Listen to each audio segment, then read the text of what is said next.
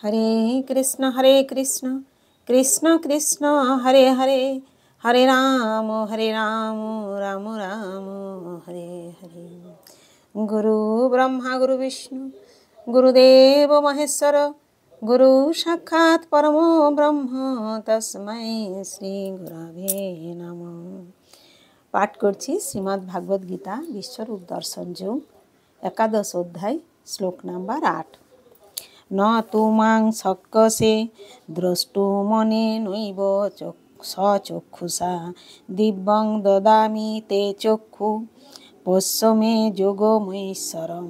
ন মানে না, তু মানে কিন্তু, মা মানে আমাকে, শক্যসে সক্ষম হবে, দ্রষ্টুম দেখতে, অনেন এই, এব অবশ্যই, স্বচক্ষুষা তোমার নিজের চক্ষুর দ্বারা, দিব্যম দিব্য, দদামি প্রদান করছি, তে মানে তোমাকে, চক্ষু মানে চক্ষু, পোষ্য মানে দেখো, মে মানে আমার, যোগ ঐশ্বরম অচিন্ত যোগ শক্তি। অনুবাদ। কিন্তু তুমি তোমার নিজের চক্ষুর দ্বারা আমাকে দর্শন করতে সক্ষম হবে না, তাই আমি তোমাকে দিব্য চক্ষু প্রদান করছি, তুমি আমার অচিন্ত যোগৈশ্বর্য দর্শন করো। তাৎপর্য: শ্রীকৃষ্ণের দ্বিভুজ শ্যামসুন্দর রূপ ছাড়া অন্য কোনো রূপ ভগবানের শুদ্ধ ভক্ত দর্শন করতে চান না। ভক্ত ভগবানের কৃপার প্রভাবে তার বিশ্বরূপ দর্শন করতে পারেন, তার মনের দ্বারা নয়, কিন্তু তিনি দর্শন করেন দিব্য দৃষ্টির মাধ্যমে। শ্রীকৃষ্ণের বিশ্বরূপ দর্শন করার জন্য অর্জুনকে তার মনোবৃত্তি পরিবর্তন করার কথা বলা হয়নি, তার দৃষ্টি পরিবর্তন করতে বলা হয়েছে। শ্রীকৃষ্ণের বিশ্বরূপ তেমন গুরুত্বপূর্ণ নয়, সেই কথা পরবর্তী শ্লোকগুলিতে স্পষ্টভাবে বর্ণনা করা হবে। তবু অর্জুন যেহেতু তা দেখতে চেয়েছিলেন, তাই ভগবান তার সেই রূপ দর্শনের জন্য প্রয়োজনীয় দিব্যচক্ষু তাকে দান করেছিলেন।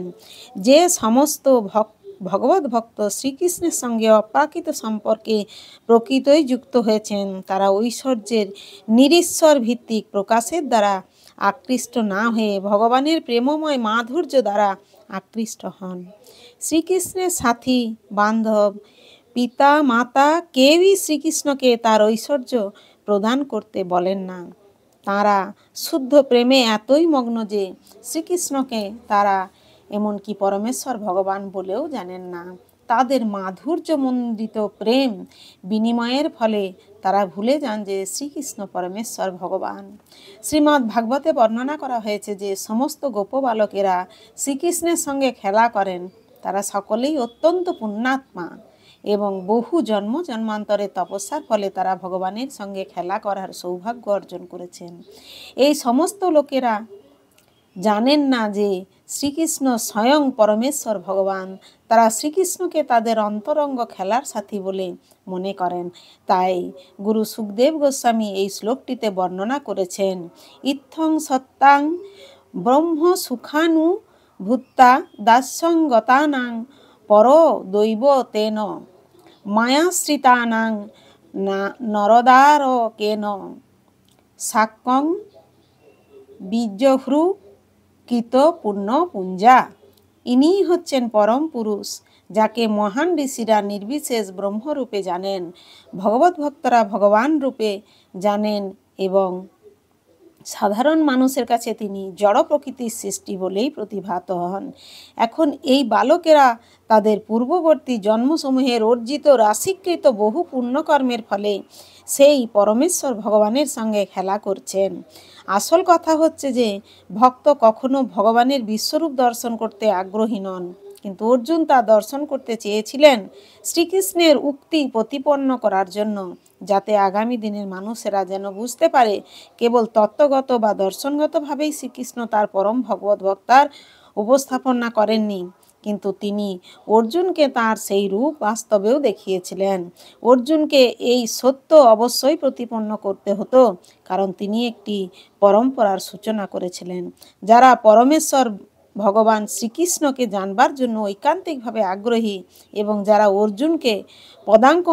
অর্জুনের পদাঙ্ক অনুসরণ করেছেন, তাদের জানা উচিত কেবল তত্ত্বগতভাবে শ্রীকৃষ্ণ তার পরমেশ্বর তত্ত্ব প্রমাণ করেননি, কিন্তু পরমেশ্বর রূপে বাস্তবে কি নিজেকে প্রকাশ করে দেখিয়েছেন। ভগবান তাঁর বিশ্বরূপ দর্শন করার শক্তি অর্জুনকে দান করেছিলেন, কারণ তিনি জানতেন যে অর্জুন তার সেই বিশ্বরূপ দর্শনে তেমন আগ্রহী ছিলেন না, যে বিষয়ে পূর্বেই আলোচনা করা হয়েছে। হরে কৃষ্ণ কৃষ্ণ কৃষ্ণ হরে হরে, হরে রাম রাম রাম হরে হরে। জয় গুরুদেব, জয় গুরুদেব, জয় গুরুদেব।